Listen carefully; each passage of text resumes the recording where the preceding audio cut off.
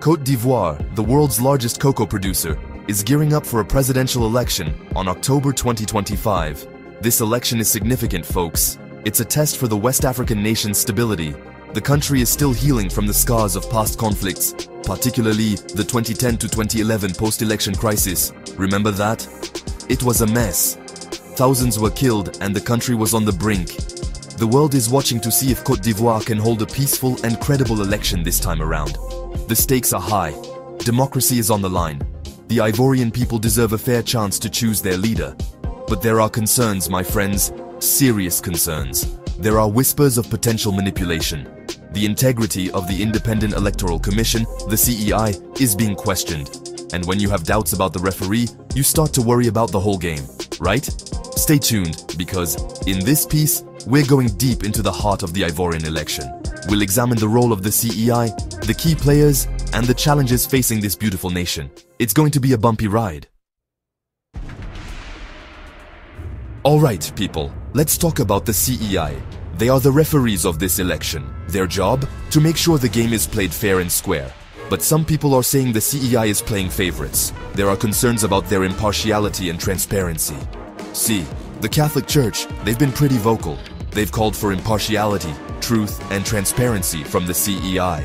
Now, when the church starts talking about truth and transparency, you know things are serious. It's like your grandma catching you with your hand in the cookie jar. One of the big issues is the electoral register. It's like the voter ID card system, but for a whole country. The CEI was in charge of revising it, and let's just say there were some eyebrows raised. Some people are saying names were added, names were removed. It's all very shady. Now, I'm not saying there was any funny business, but where there's smoke, there's usually a fire. Am I right? The CEI needs to step up and be completely transparent. They need to show everyone that they're playing by the rules. The future of Côte d'Ivoire depends on it. Okay folks, let's meet the contestants in this high-stakes political showdown. In one corner, we've got the incumbent, Alassane Ouattara. He's been in charge since 2011. Now, he hasn't officially said he's running for a fourth term, but you know how politicians are, always keeping us guessing. Then there's the former president, Laurent Gbagbo. He's back in the game after being cleared of crimes against humanity by the International Criminal Court. Talk about a comeback story, right? But some people are wondering if he's still eligible to run. And hold on, because there's a new player in town, Tidjane Thiam. He's a big-time businessman, used to run Credit Suisse. He even gave up his French citizenship to run for president. Now that's commitment. So you've got the experienced politician, the comeback kid, and the business mogul. It's like a political thriller movie. Who will come out on top? Only time will tell, but one thing is for sure. It's going to be a close race. So, there you have it, folks. Côte d'Ivoire is at a crossroads. The upcoming election is a chance for the country to move forward, to heal the wounds of the past. But it's also a potential flashpoint for violence and instability. The memories of the 2010 to 2011 post-election crisis are still fresh in everyone's minds. Nobody wants to see a repeat of that. That's why the calls for peace and transparency are so important.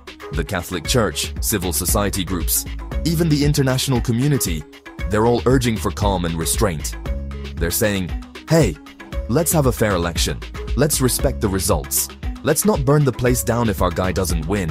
And you know what? They're right. Violence solves nothing. It only leads to more suffering. The Ivorian people deserve better than that. They deserve a future filled with hope, not fear. So, let's hope that the CEI steps up to the plate, that the candidates play by the rules, and that the Ivorian people come together to build a brighter future for their nation. Because at the end of the day, peace is not just the absence of conflict, it's the presence of justice. And that's what we should all be fighting for. Peace out.